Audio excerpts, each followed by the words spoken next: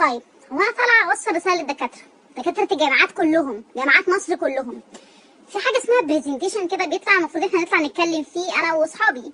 طب انا هتكلم عن انا واصحابي بس، ماليش دعوه بالباقي بقى.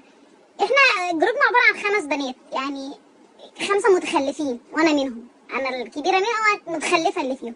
يعني في ندى دي اصلا لدغه، يعني لو قامت اصلا قالت انا هقدم لكم برزنتيشن النهارده فسقطت، خلاص سقطت. ندى اصلا يعني لدغه. اسماء هطلع اصلا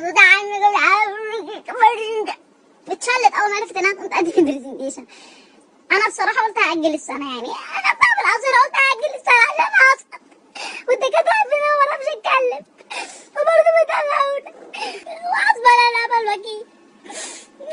ادي كده البت اتشلت مننا، اتشلت والتانيه لدغه وانا ما بعرفش اتكلم والتانيه عرفت. يعني بقى يعني هي منا ليه اول ما عرفت ان احنا في اصلا برزنتيشن من الاول كده راحت ماسحه ارقامنا. يعني ليه محسنه؟ قلت لها قومي هتقولي انا البرزنتيشن مثلا. فيعني منا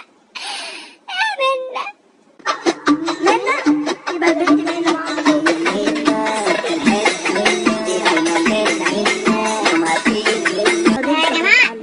يا جماعه هنسقط يا جماعه. المهم دلوقتي يعني منا سابتها منها.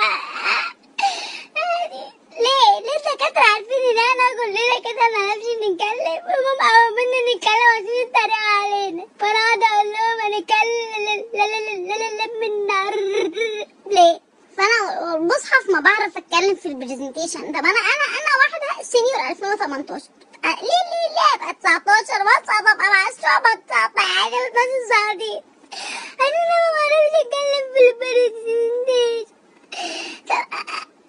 انا ممكن اخد واحد من 5 عادي، لو هي من 5 ناخد واحد من 5 بس انا بشترك معاهم وبنبع ورا، والله العظيم بنبع ورا، ما باخدش اي حاجه، ما بعرفش اتكلم يا جماعه.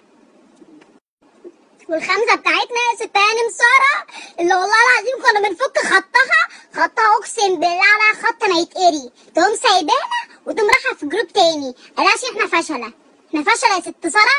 ماشي، شكرا يا كل ده كانت تتنص على انت هتسقطوا الطلبه عشان حته برزنتيشن ولا ايه؟ وكلنا اصلا ما نعرفش نتكلم، لا العظيم ما بنتكلم.